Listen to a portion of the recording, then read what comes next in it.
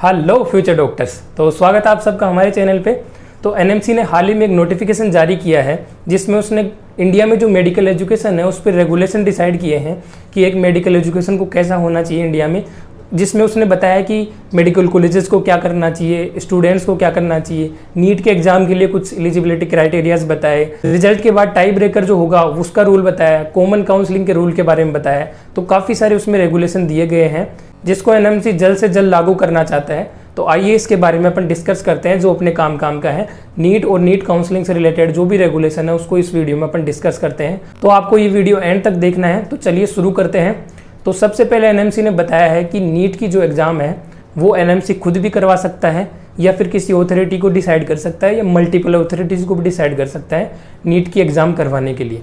अब eligibility criteria के बारे में उसने बताया कि 12th में बच्चे को फिजिक्स, केमिस्ट्री, बायोलॉजी से होना चाहिए या बायोटेक्नोलॉजी भी हो सकती है और इंग्लिश साथ में होना जरूरी है। तो ये चीज़ें बताई उसने। और उसके बाद एज लिमिट के बारे में बताया कि एज लिमिट के बारे में उसने काफ़ी कंट्रोवर्शियल बात करी है कि 31 जनवरी कर दिया। जो पहले 31 दिसंबर था उसको 31 जनवरी कर दिया और सेम ईयर लिखा है वहाँ पे। मतलब पहले ऐसे होता था कि जिस साल बच्चा नीट की एग्जाम देता था उसी साल दिसंबर में उसकी पूरी होनी चाहिए थी 17 साल एज, लेकिन इसने उसको 11 महीने कम करके 31 जनवरी तक कर दिया। तो बच्चों का काफ़ी नुकसान हुआ है। अब हो सकता है ये मिसप्रिंट हुआ हो या एनएमसी करना ही ऐसा चाहती हो, तो इसके बारे में जल्दी क्लेरिफाई कर दिया जाएगा। अब नेक्स्ट अपन आगे बढ़ते हैं टाई ब्रेकर रूल के बारे में कि नीट में एग्जाम देने के बाद जब रिजल्ट आएगा तो दो बच्चों के अगर मार्क्स सेम आते हैं तो किस हिसाब से उनको रैंक दी जाएगी, किसको प्रीफर किया जाएगा, किसको बाद में रखा जाएगा। उसके लिए इन्होंने बताया कि पहले फिजिक्स के मार्क्स कंसीडर किए जाएंगे, फिर केमिस्ट्री के और फिर बायोलॉजी के। मतलब पहले फिजिक्स के कंपेयर करे जाएंगे, जिस बच्चे के फिजिक्स में ज़्यादा होंगे उसकी रैंक ऊपर दे दी जाएगी, जिसके कम होंगे उसकी नीचे दे दी जाएगी। अगर ऐसा होता है फिजिक्स में भी दोनों के बराबर है तो केमिस्ट्री को प्रेफर किया जाएगा, केमिस्ट्री में बराबर है तो बायोलॉजी को प्रेफर किया जाएगा। तो ये सारी चीज़ें दी है उसने। पहले जो रूल होता था उसमें इसका उल्टा था, बायोलॉजी पहले डिसाइड करती थी फिर केमिस्ट्री फिर फिजिक्स, लेकिन इस बार फिजिक्स पहले करेगी फिर केमिस्ट्री करेगी फिर बायोलॉजी करेगी। तो ये टाई ब्रेकर रूल होगा। अब नेक्स्ट अपन बात करते हैं काउंसलिंग के रेगुलेशंस के बारे में। काउंसलिंग के बारे में एनएमसी ने क्या कहा है। एनएमसी ने कहा है कि वो यूजीएमई बोर्ड को बोलेगी कि गाइडलाइन तैयार करे। यूजीएमई बोर्ड मतलब है under graduate medical education board. वो डिसाइड करेगा कि काउंसलिंग कैसे होनी है, गाइडलाइन पूरी काउंसलिंग की वो डिसाइड करेगा। एनएमसी सीट मैट्रिक्स अपनी वेबसाइट पे जारी करेगी कि इन कॉलेजेस में इतनी सीटों पे काउंसलिंग होनी है और वो यूजीएमईबी को देगी। अब यूजीएमईबी गाइडलाइन डिसाइड करेगी और फॉर्मेट डिसाइड करेगी। उसके बाद वो एक अथॉरिटी को अलॉट करेगी कि जैसे एमसीसी को, मान लो एमसीसी को कर दे या किसी और को कर दे, उसको वो बोलेगी कि काउंसलिंग तुम्हें करवानी है तो वो काउंसलिंग करवा देगी। तो ऐसे काउंसलिंग होने वाली है। और कॉमन काउंसलिंग के बारे में बोला है कि जितनी भी मेडिकल एजुकेशन में प्रोग्रेस होते हैं इंडिया के अंदर, जैसे प्राइवेट हो गया, डीम्ड हो गया, या स्टेट क्वाटा हो गया, ऑल इंडिया क्वाटा हो गया, ओपन कॉलेजेस हो गई, उन सब की काउंसलिंग एक जगह कंपाइल कर दी जाएगी इस कॉमन काउंसलिंग के मेथड में। ऐसा बोला गया है कि सबका एक ही सॉफ्टवेयर होगा, वहीं से काउंसलिंग होगी। अब इसमें काफ़ी बच्चों को सवाल उठ रहे हैं। कुछ बच्चे सोच रहे हैं कि all India quota state quota merge हो जाएगा। ऐसा कुछ नहीं होगा। होने वाला यूँ है कि एक ही वेबसाइट होगी जिस पे ऑल इंडिया क्वाटा भी मिलेगा आपको, स्टेट क्वाटा भी मिलेगा। अब जिस स्टेट के आप हो उसका स्टेट क्वाटा मिल जाएगा आपको वहाँ पे और ऑल इंडिया क्वाटा आपको पूरा मिल जाएगा। तो ऐसा होने वाला है। और दूसरा सवाल बच्चों का ये उठ रहा है कि रिजर्वेशन के बारे में कि कुछ बच्चे स्टेट में काउंसलिंग में वो एससी कैटेगरी में आते हैं और ऑल इंडिया काउंसलिंग में ओबीसी में आते हैं या जनरल में आते हैं। तो वो बच्चे सवाल कर रहे हैं कि हमें कौन सी कैटेगरी का माना जाएगा। तो उनके लिए भी ये रिप्लाई है कि 15% सीटों के लिए तो उनको माना जाएगा सेंटर के हिसाब से और 85% के लिए तो वो स्टेट के ही रहेंगे। तो उसमें कोई बदलाव नहीं होने वाला है, सारा आपका स्टेट के हिसाब से रहेगा। बस वेबसाइट एक करी गई है, तो आप कंफ्यूज मत होइए, कोई रूल चेंज नहीं होने वाला, सिर्फ वेबसाइट एक होगी। अब इसके फायदे क्या होंगे, अल्टीमेटली आपको फायदा ही होने वाला है इससे। वो फायदे मैं आपको बता देता हूँ। सबसे पहला फायदा होगा सीट ब्लॉकिंग नहीं होगी। काफ़ी सारी सीट ब्लॉक हो जाती थी क्योंकि बच्चे ऑल इंडिया में भी ले लेते थे, स्टेट में भी ले लेते थे, फिर वो देखते थे कि कौन सा बढ़िया है और वहाँ चले जाते थे। एक में खाली रह जाती थी सीट तो नीचे वाले बच्चों को नुकसान होता था। अगर खाली नहीं रहती तो वो नीचे वाले भर देते उसको, तो ये फायदा होता ना उनके लिए।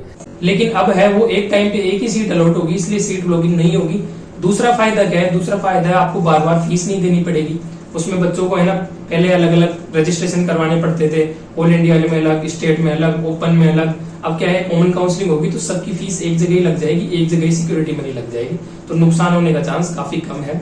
डेट कोलैप्स नहीं करेंगी। बहुत सारे बच्चों की काउंसलिंग की डेट कोलैप्स कर जाती थी, अलग अलग जगह काउंसलिंग करवाते थे तो टाइम पे नहीं हो पाती थी काउंसलिंग। इधर वाली काउंसलिंग में जाने के चक्कर में दूसरी काउंसलिंग छूट जाती थी, सिक्योरिटी मनी का नुकसान हो जाता था। तो इस वजह से है ना अब ऐसा नहीं होगा, कॉमन काउंसलिंग होगी, सबकी एक जगह ही होगी। फिर बात करते हैं चैलेंजेस के बारे में, क्या क्या चैलेंजेस आने वाले हैं इसमें। सबसे बड़ा चैलेंज यही आएगा कि इतने सारे रिजर्वेशन सिस्टम, उनको कंपाइल कैसे किया जाए। एक जगह करने में बहुत ज्यादा मुश्किलें आने वाली हैं, बहुत बड़ा सॉफ्टवेयर चाहिएगा इनको, और काफी ज्यादा तैयारी चाहिएगी इतनी सारी कॉलेजेस को एक साथ करने के लिए। और दूसरा क्या है कि इसको बहुत सारे प्राइवेट मेडिकल कॉलेजेस और स्टेट भी अपोज कर सकता है। वो क्यों? क्योंकि प्राइवेट कॉलेज क्या करते हैं, सीटों को भर देते हैं हाई रैंक वालों से, और बाद में उसको कैंसिल करवा के उसको करोड़ों में बेच देते हैं सीट को, लेकिन वो कॉमन काउंसलिंग से नहीं हो पाएगा, इसलिए प्राइवेट कॉलेज भी इसका अपोज कर रहे हैं। स्टेट अथॉरिटीज भी अपोज कर रही है, क्योंकि उनका फिर रोजगार छिन जाएगा, और ऊपर से उनको फंडिंग भी नहीं आ पाएगी। जो बच्चों से फीस वगैरह लेते थे, सिक्योरिटी मनी लेते थे, उनसे उनकी कमाई होती थी, वो भी नहीं हो पाएगी। तो इस वजह से वो काफी चैलेंज करेंगे इसको, और एनएमसी को भी चैलेंज होने वाला है कि कैसे वो कंपाइल करेगी, कैसे इन सबको एग्जीक्यूट करेगी। अब बात कर लेते हैं कि लागू कब होगा। तो ये लागू होने की इस साल से चांस ना के बराबर है, ये अगले साल से लागू हो सकता है। वो इसलिए क्योंकि अभी रेगुलेशन तय हुए हैं, अभी इसको इम्प्लीमेंट होने में बहुत टाइम लगेगा। अभी बहुत सारी चीजों को साथ में लाना है, कंपाइल करना है, काफी सारा काम करना है। काम हो भी गया तो ये कोर्ट में चैलेंज हो सकता है, बहुत सारे प्राइवेट कॉलेज, स्टेट अथॉरिटी इसके खिलाफ जा सकते हैं, तो इसलिए बहुत सारा टाइम लगेगा इसमें। तो इसलिए इस साल से चांस ना के बराबर है इसके लगने के, अगले साल से ये लग सकता है। तो ये था सारे रेगुलेशन जो एनएमसी के जितने भी मैंने आपको बताए। और भी इसने बहुत सारे जनरल नोटिफिकेशन मेडिकल एजुकेशन के बारे में दे रखे हैं कि कैसे होनी चाहिए, कैसे अपन अच्छे से बेहतर बना सकते हैं। तो ये जो पीडीएफ है आप हमारे टेलीग्राम चैनल पर जाकर देख सकते हैं, लिंक मैं डिस्क्रिप्शन में दे दूंगा। और आपके लिए एक इम्पोर्टेंट अनाउंसमेंट भी है, डॉक्टर काउंसलर ने आपके लिए बुक बनाई है जिसमें काउंसलिंग की प्रोसेस को बहुत ही इजी स्टेप्स में समझाया गया है, और सारी cut offs, previous year cut of the गई है, बोन डिटेल्स दी गई है, आपको एक बेस्ट चॉइस प्रेफरेंस लिस्ट दी गई है कि कैसे आपको कॉलेजेस अरेंज करनी है, सब कुछ उस बुक में अच्छे तरीके से समझाया गया है। तो ये बुक आप ऑर्डर कर सकते हैं स्क्रीन पे दिए हुए व्हाट्सएप नंबर पे हमें मैसेज करके। अब नेक्स्ट जो वीडियो है वो अपना आने वाला है काउंसलिंग की प्रोसेस के बारे में, जिसमें आपको स्टेप बाय स्टेप पूरी प्रोसेस बताने वाला हूँ। तो आप हमारे चैनल को सब्सक्राइब कीजिए, बेल आइकन प्रेस कीजिए। मिलते हैं नेक्स्ट वीडियो में, तब तक के लिए जय हिंद।